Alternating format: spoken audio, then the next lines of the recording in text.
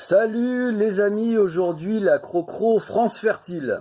Notre président a mis le doigt sur un véritable problème, la fertilité. Il a donc choisi à la tête du gouvernement un jeune mâle plein de vitalité pour prendre le problème à bras-le-corps. Le gouvernement a d'abord envisagé une forte hausse du prix du paquet de capotes, 20 € pour un paquet de 10, avec des slogans sur les paquets, 200 millions de spermatozoïdes meurent dans chaque préservatif, ou alors carrément la contraception tue. Mais il y aura aussi des messages plus pédagogiques comme l'éjaculation ne se fait pas par voie orale. Le gouvernement envisage d'ailleurs de mettre sur le marché des préservatifs ouverts, oui, sorte de bas de contention pour le 5e membre. L'intérêt est double, favoriser la circulation du sang dans le pénis et laisser la voie libre aux spermatozoïdes. La ministre Aurore Bergé a soutenu cette idée par un discours d'émotion.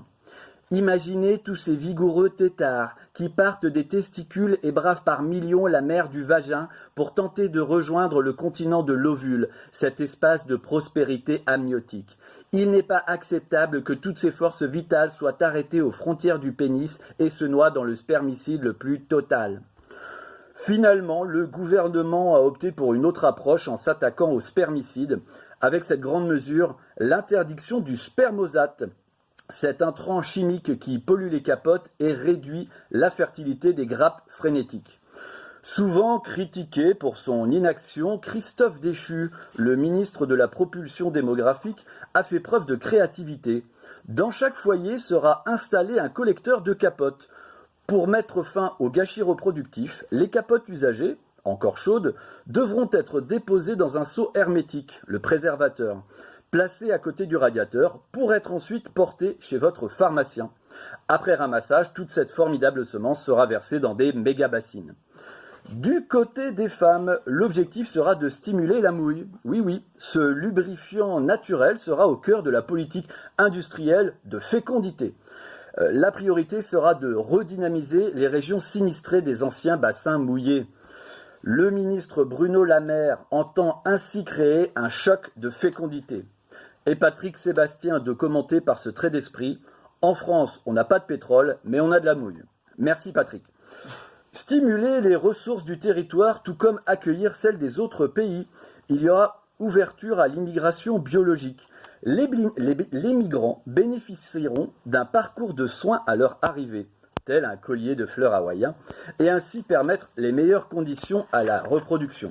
La priorité restera l'apprentissage du français, mais beaucoup plus que sa langue.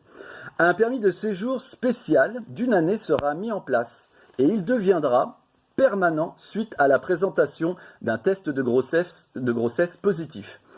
Bien conscient que beaucoup de jeunes parents se séparent, le gouvernement cherche à donner confiance à ceux qui hésitent à franchir le pas. Un nouveau service sera lancé. 1 semaine sur 2, le parent séparé bénéficiera d'une personne qui l'aidera à faire les courses, le ménage et à s'occuper des enfants.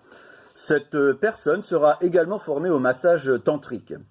Le service s'appellera « Je suis là, bébé ». Le ministre de la Reproduction explique « L'objectif est de diminuer la charge mentale pour augmenter la charge physique ». Christine Boutentrin a dénoncé, je cite, « une politique au service du vice ». Christine Bravo a répondu « C'est une politique au service des vices de lit qui seront renforcés ». Et je cite « On en a assez des punaises de lit ». Suivez mon regard. Elle ajoute également « Il faut serrer les vis et desserrer les bourses ». On parle encore de levier, mais cette fois politique. Le gouvernement veut redémarrer l'ascenseur social. L'avenir doit être inspirant. Et on l'a vu, on peut maintenant devenir Premier ministre après le bac. Le gouvernement a choisi de nommer sa politique France Fertile et non pas France Jouy ou France Bouillave, comme le proposait la Convention citoyenne sur le clito. Ces mesures semblent être bien accueillies par la population. D'ailleurs, Pierre Benoît me disait hors antenne « Moi, je suis prêt à fertiliser tout l'Anjou ». Voilà, c'est la fin de cette chronique. Profitez bien des nuits froides pour partager votre lit et faites-vous plaisir. Allez.